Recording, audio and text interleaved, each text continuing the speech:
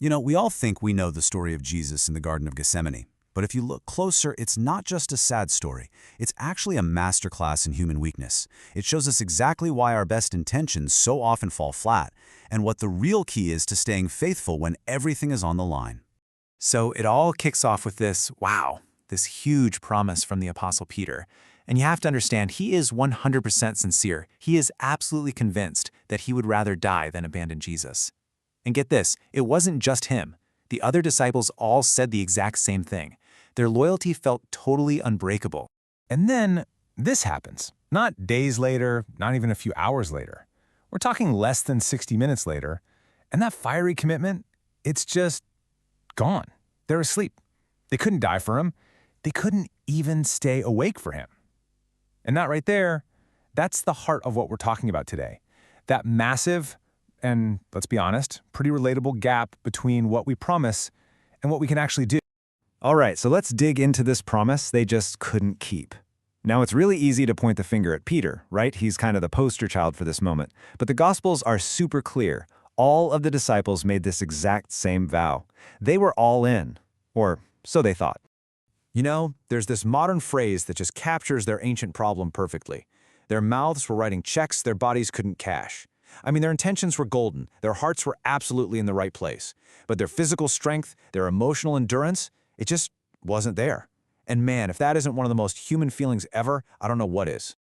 And this really gets us to the absolute core of the entire event. It's this timeless, universal human conflict that we all face. The spirit is willing, But the flesh is weak. And this just lays it all out, crystal clear. You have the promise, we will die for you. And then you have the reality, just a short time later.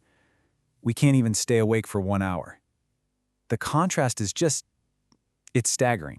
And this is where we get the crucial diagnosis from Jesus himself. And what's so amazing is that he isn't angry with them. He's realistic. He gets it. He sees their hearts and knows they mean well, but he also understands their very real human limitations. And that single sentence he says, it perfectly explains why good intentions on their own are never enough. So while the disciples are, let's be honest, completely failing this test, Jesus is doing something else entirely. He's providing a masterclass. He is modeling the solution to this very problem of weakness right there in the garden. And check this out. Even the name of the place, Gethsemane, is packed with meaning. It literally means oil press. Just think about that for a second. A place where olives are put under incredible pressure and just crushed to get the oil out. It's a perfect picture of the immense spiritual pressure Jesus was feeling. He wasn't just in a garden, he was in the press, being crushed by sorrow. So, what does he do under all this pressure? He prays. But it's not a one-and-done kind of thing. Look at the pattern here. First, he's totally honest. He asks, "Let this cup pass." But he immediately follows it with submission. "Your will be done." Then he goes back and does it again. And a third time, he persists, saying the same words.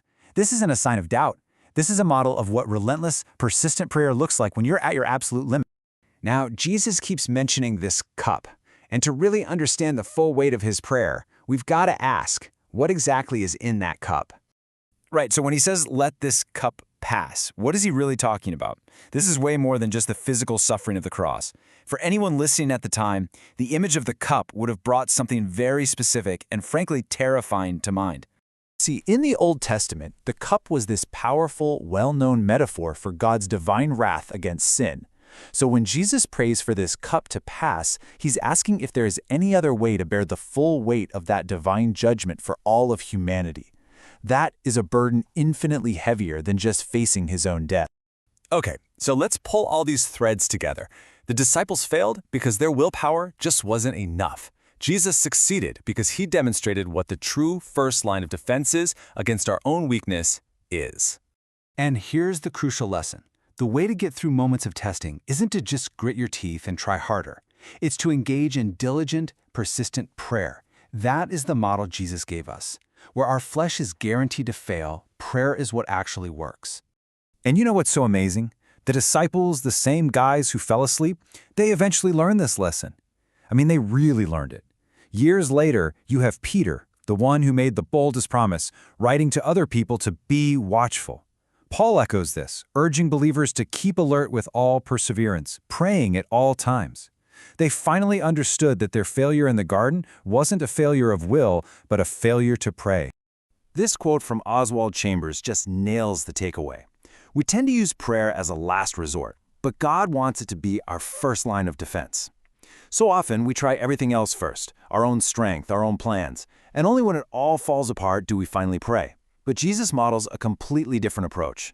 Prayer isn't the last resort, it's the first line of defense. And that really leaves us with this final question. We all face those moments where our spirit is willing but our flesh is weak. We all know that feeling.